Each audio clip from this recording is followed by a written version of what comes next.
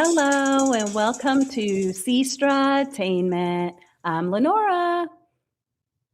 And there's no D. Oh, I'm a solo sister today, y'all. Yes, my lovely, wonderful sister isn't with me today, but we both thought that, it would be better to maybe just have a solo episode as opposed to an episode in which we were gone for 2 weeks in a row. And it was my fault as to why I wasn't available to be recording on the last weekend that we would have released something. So I said, we can't go 2 weekends in a row, and she wasn't available this week. So I said, okay, I'm going to go ahead and I'm going to do a solo Sestra-Tainment, and it's probably going to feel weird and awkward, but I'm going to suffer through. So, and I told her I'm just going to do it as hot topics because it'll be quick. And hot topics is all I'm going to talk about because there's a lot going on in the world. And so on that note, I'm just going to jump right into the hot topics. But Sestra, I miss you so much. All right. And so on that note, let's get into the Oscars because I am recording this solo. I'm actually doing it after the Oscars has aired. And so based on that, I think I'm just going to go through and say who the winners were as opposed to everybody in that category.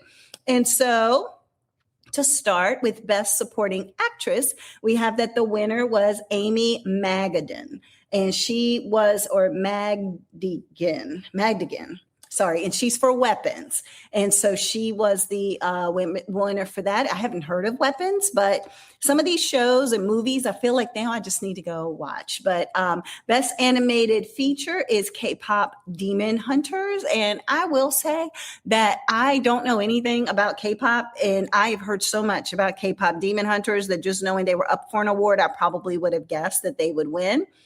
For Best Animated Short, it's The Girl Who Cried Pearls. I hadn't heard of that. Best Costume Design, Frankenstein. Kate Hawley won the Oscar for that. We have Best Makeup and Hairstyling. Again, Frankenstein. I think Frankenstein won quite a few when it comes to like costume and clothing and makeup and all those different types of things. So we'll get into that a little bit later as we mention a few more Frankensteins, because there were a few big winners, I would say for sure. The other winner is One Battle After Another for Best Casting. That is Cassandra Kulukundus. And she actually, funny enough, this is the very first time the Oscars has had this category, which I find it fascinating because when you think about it, how do you have a best actor, best actress, all of these different supporting roles, and the casting director is the reason why that person got that role, but yet the casting director would never get recognized for the casting. So I'm sure this is a way to right a wrong and to have best casting as a one of the categories, which is amazing. And I'm so glad that they are doing that.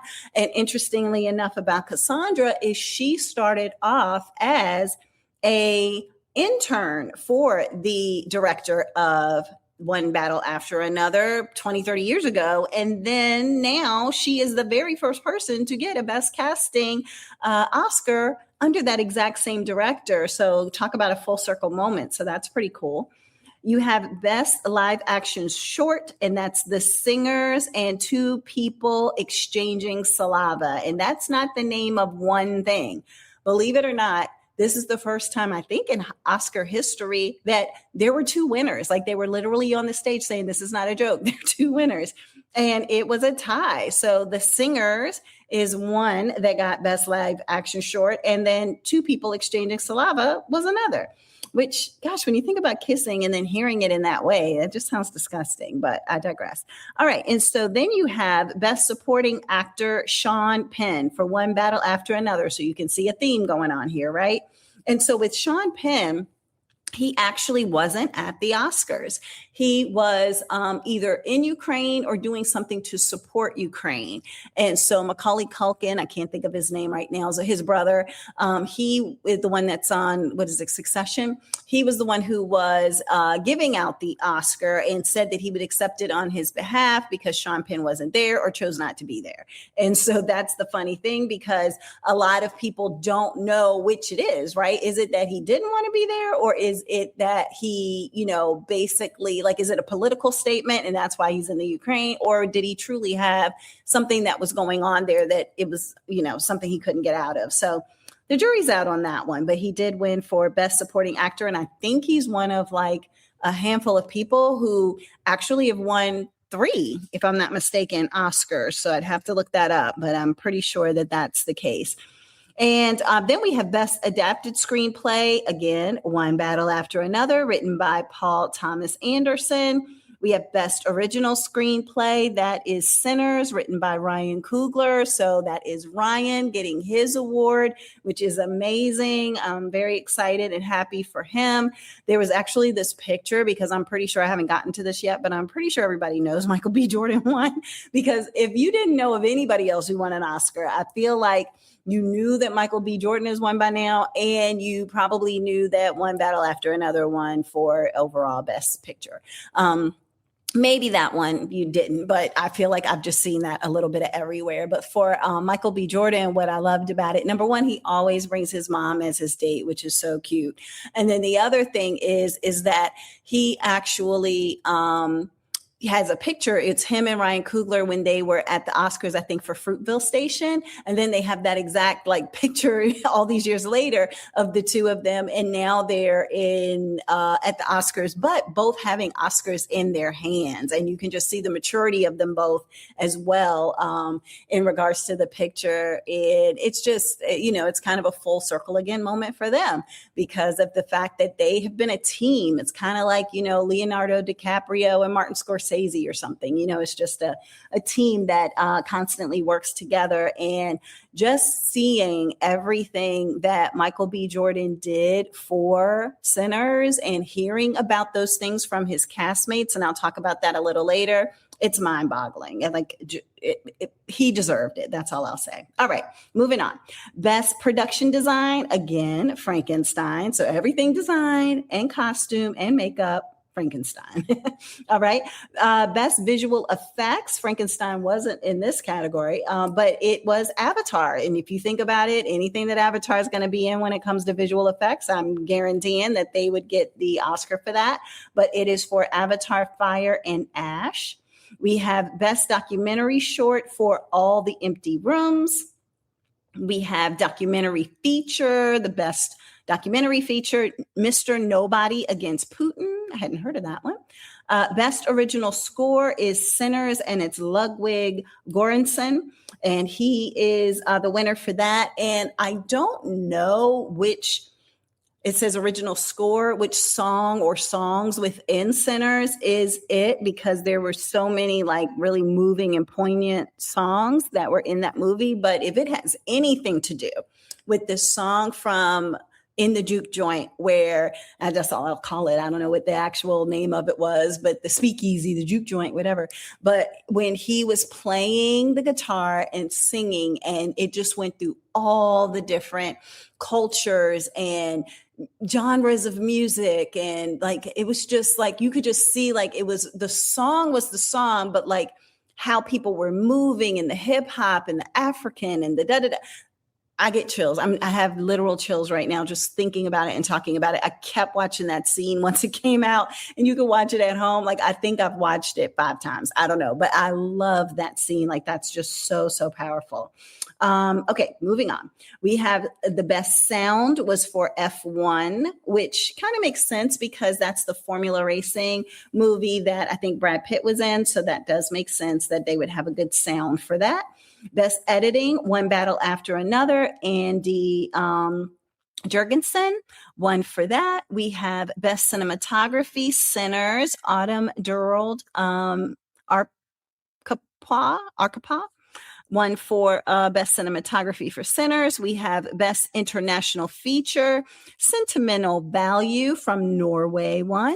Best Original Song, Golden from K-pop Demon Hunters. And if I heard this correctly, this is the first time that an Asian K-pop band has won an Oscar, which probably makes sense and sounds about right. But yeah, so, kudos to them. And then you have the next category, Best Director. The winner was Paul Thomas Anderson for One Battle After Another.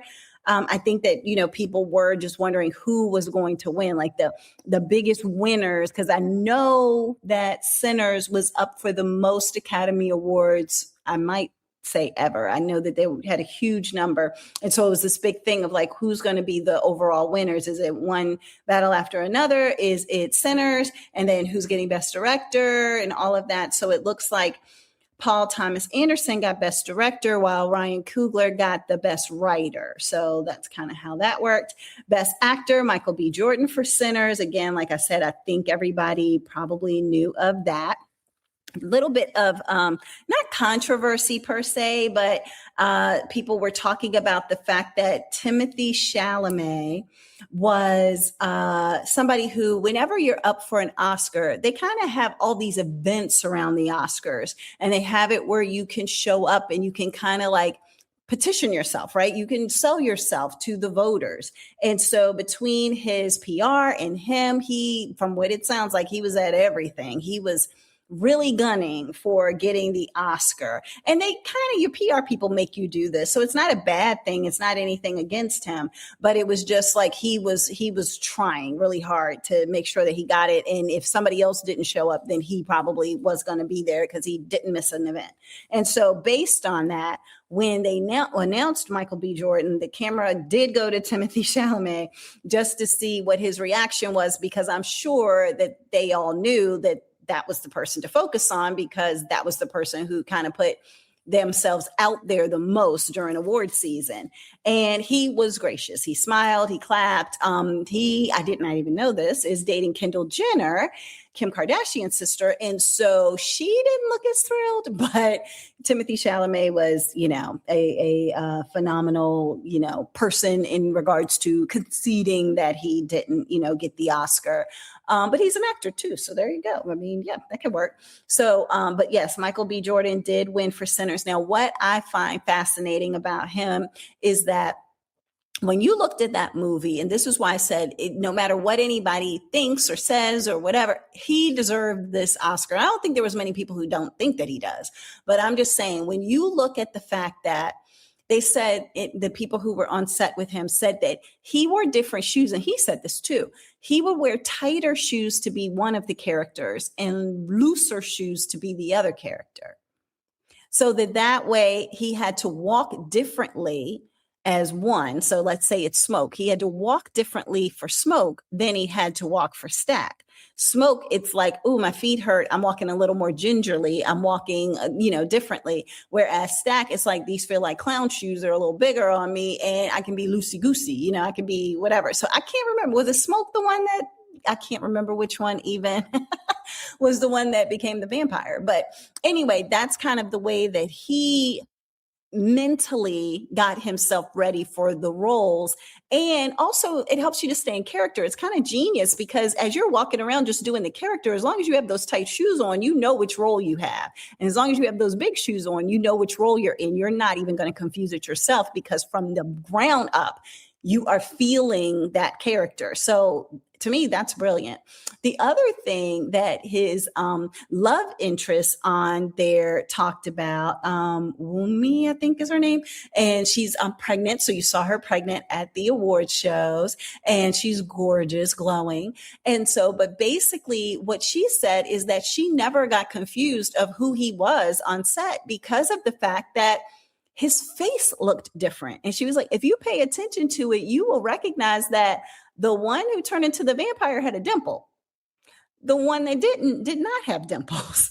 And she said it wasn't based on makeup. It wasn't based on any kind of, prosthetics or anything. It's just that he held his face differently for one character than the other. He held his eyebrows were different for one character than the other. So just imagine the level of commitment that you have, that if you're just walking past him during production or you're doing something with him, you're like, oh, this is Smoke. He's Smoke right now. And oh, this is Stack. He's Stack right now. And then you have to think he didn't even just play two characters. He really played three, because then he had to play the vampire version, which is even more outrageous than the original version of his, of Smoke. I think Smoke was the one that was the one that was more reckless, but I can't remember, because he was so good at playing both that I didn't even pay attention to the names of both, because I was like, they're so different.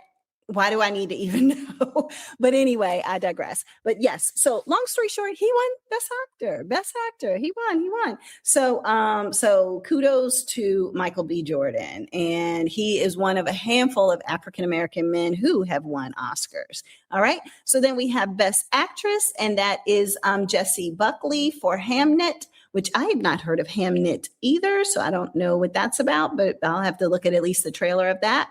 And then best picture winner is One Battle After Another. And this one, my sister did go through and talk about in detail. So if you have not seen that movie, or if you'd like to know more about it, then by all means, I would say definitely go back and look for our podcast episode that has that in it. Okay, so there we go in regards to the Oscars, the 98th annual Oscars. Okay, so or Academy Awards, I guess I should say. All right, so because I have to move on, because I don't have my Sestra here, I'm going to go ahead and cover the next topic, which is Keke Palmer's proposal, a surprise proposal that she got at South by Southwest. So she's on stage, she's interviewing some women in regards to a movie. I can't even remember which one. And all of a sudden, this gentleman walks up to the stage, gets on one knee, opens up a ring box, and proposes. And, when I first looked at it, I was like, oh, I didn't know that she was either, like, I don't know if she's dating her son's father or what's going on with that situation after the whole Usher thing. I haven't kept up, I have not paid attention or caught up with that. So I was like, oh, is that him? And then I realized somebody walked immediately up to him, and I was like, oh, no, that's not him, because if that was him, why would somebody walk up there like, sir, come on now, move? Then I put together, oh my gosh, this is some random stranger who is proposing to Keke Palmer, disrupting the interview of these panelists, the whole venue. And yeah, it's insane. Like in regards to like just having the audacity to do that, right? And so then she's like, no, I can't marry you, sir. I don't know you. Like, she's nice, but she's like, no, that ain't happening, And so then, you see this big security guy come from the stage, and he's trying to get the guy to move, and all these things are happening. Long story short, he was probably there a good 2-3 minutes and was just seeming to be resistant to wanting to move until someone physically made him move. So I get it. Like, you have to be very, very safe, very secure, just making sure that someone, especially if people are not in a healthy space and place, that they are not going to be offended, because she said she tried to be as delicate as possible when talking to him. And I get that, because you don't want to say something that takes someone who calls themselves a super fan, and then all of a sudden they shift and they change, and now they are like, I hate her, she embarrassed me in front of millions of people and everybody's talking about it and blah blah blah. So this way, she let him down easy and was like, oh no, I can't, I don't know you. And then security walked him out. So it was more about that process than it was her just saying, who the hell are you? Like, what are you doing? Like, that kind of thing. So she handled it as best she could, but her mouth was open. She was just like, what is happening here exactly? Like, yeah. So that was definitely an interesting and potentially scary situation. And I say scary because of the next story, which is that Rhianna and A$AP Rocky were at home in their multi-million-dollar mansion and with their children when a woman actually shoots into the home, which is terrifying and scary. And thankfully, nobody was hurt. But you have where Ivana Lisette Ortiz allegedly drove up to Rihanna's mansion, fired multiple rounds from a semi-automatic weapon at the house. And this is by the Los Angeles Police Department. So I wouldn't be surprised if right now Rhianna is like, look, I'm just staying in Barbados. Like, this is insane. I'm not doing this anymore. But Ortiz is 35 years old. She's charged with attempted murder, and she faces life in prison if convicted. So thankfully they caught her, and she just went with a weapon and started shooting at her house. And they did find some old posts, I guess, that she had put on social media. And she was addressing things to Rhianna, but it really didn't make sense. She's like, you said something to me directly instead of sneaking around. Like, you're talking to me when I'm not there. Where are you? Are you there? Like, it's just interesting comments that she's making that don't really make sense. She is saying something she restricted that stupid B, Kim Kardashian. Your turn hiding, B. Stop begging for a look. Like, you're just like, what is she talking about exactly? And so long story short, she may have had some type of mental episode or breakdown that made her think that these famous people like Rihanna and Kim Kardashian and different people were coming after her or saying things about her. And this was her way to react or retaliate. But it's some things that she definitely put out there that were disturbing, to say the least. And then for her to go and take this action.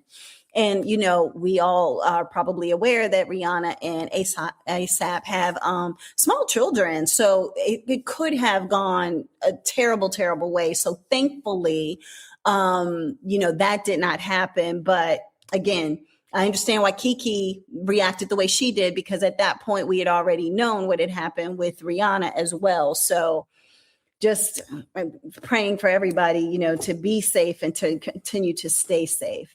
And then I just have two more stories and then I'll be done. This is going to be a shorter episode because it's just me and not my Sestra, and I miss her because at least we had that camaraderie talking over each other and the back and forth and banter and different things. And so now it's just like different. So hopefully you all still enjoy the episode, though. Would love to find out any information from you all if you do. So on that note, we're at war, y'all. The United States, even though, I'll say allegedly, but is in attacks, and there's things going back and forth. And supposedly Iran is going to now try to hit California, which absolutely does not make any sense. And I do not think it's true because of the fact, number one, California is 1,000 miles further for Iran to get to than DC. So that in itself doesn't make sense.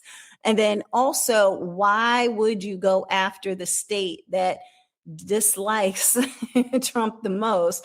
If you're upset at Trump and are basically like, we're coming for you, then you would think they would go for DC or at least something else on the East Coast. I don't pray that anything happens anywhere on American soil, but just from a logic perspective, it just doesn't add up.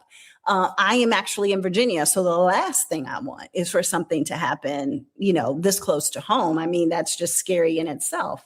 But yes, so there is war that's happening, and it is making the price of everything go up, unfortunately. So right now, the biggest thing that a lot of people are finding are some foods that are going up, and then gas. So gas prices that I think the last or maybe the lowest I saw in Virginia was somewhere around like $2.65, maybe something like that before the alleged war.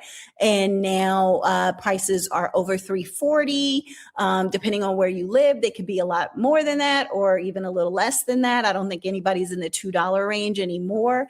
And then also it is that like places like California, it's going up to almost $7 a gallon, which I wouldn't drive anywhere really. If it was going to be $7 a gallon, I'd just pretty much stay at home because that's a bit much. And I don't know, like, for example, even if you want to Uber now, Uber is probably charging you a surplus because the gas is $7 because it's not fair to the driver to have to pay more for gas. And then that means that's less that's actually going to them because of the price of gas. So I say all that to say, I don't know why we're at war, and it's not really, making a lot of sense, but it is what we are doing right now. So I'll move on to the next topic, which is more lighthearted, which is about, and this is an old story, so apologies, but we have a young savant. That's what I'll call him, Max Alexander. So I don't know how many of you have heard of Max, but Max is 10 years old, and he made history as the youngest fashion designer to show a collection at Paris Fashion Week. He is a prodigy. Maybe that's what I should have said instead of savant. But they basically, I guess, Gucci was the same way, like as a child, but not as young as Max. But basically, everybody is saying that he's reincarnated Gucci because of just his ability to do what he does at such a young age. But he debuted 15 looks at the Paris Fashion Week, and his looks are sustainable, meaning that all of the materials and everything that he works with is basically either refurbished things that he has taken apart and now he's putting it back together in a whole new design, or they were scraps. They're materials that, somebody had discarded or left on the cutting room floor, as they say. And so he was able to take a lot of different materials that nobody was going to do anything with, or repurposed materials, and make an entire 15 look collection. And he is so brilliant that he, number one, has been doing this since he was 4. They show a video of him crying because he was telling his mom that, I just want to sew. Why can't I sew? And it's like, oh my gosh, like at 3 or 4 years old, he's like, just let me sew. Now, the other side to this is that he had just turned 10. So he's really closer to 9 because of the fact that just a few days before Paris Fashion Week was when he turned 10. And he's now the youngest designer to have showcased a runway collection on Paris Fashion Week. And he, just basically does everything from his brain, right? He is not the person who's going to sketch out everything and write it all out. Instead, what he's going to do is see the sculpt of the body, right? The mannequin, and he's going to put the design directly onto that. He's going to build it out from there. So it reminds me of someone who's a musician who does not read music, but they know how to play the piano and the guitar and the drums and all these things, but they know how to do it just because they know how to do it, not because they know how to read the music to do it. And the same with him. He doesn't know how to do it from a perspective of, let me draw the sketch and then from there I'll make the creation. No, his brain goes straight to the creation and he uses his hands to make it work. And so Max is just an amazing young man. I think even his godmother is someone in the fashion industry. When he was done with his show, he went up and hugged her. And so there's a lot of different people who are like, he's the real deal. His mom didn't do it. His dad didn't do it. He is creating these designs, and they give him a ton of respect. Like even in the back, when it's time for him to actually make sure everybody's wearing the dresses the way they're supposed to. These are the shoes that you're supposed to wear, the bracelets, the necklace, the hair. Like he's coordinated the entire scene as a 10-year-old, and everybody respects him. I mean, you can't go and wear his fashions and be like, oh, that little pipsqueak told me to do blah, blah, blah. No, you are treating him like he is, Oscar de la Renta. And so, and his fashions looked amazing. Like some of them were just so beautiful. And again, they're sustainable. So that's great. So anyway, I think that's it for this week. I was just trying to end on a positive note about Mr. Max. And if you haven't seen his collection or anything about Max, by all means, please check him out. He is just the cutest thing and just so brilliant. And definitely you can tell he's into fashion for sure. So on that note, everybody, I hope that you are having an amazing rest of your day. Take care of yourself, take care of each other. And hopefully I'll be back with my pizza next time. Take care. Bye.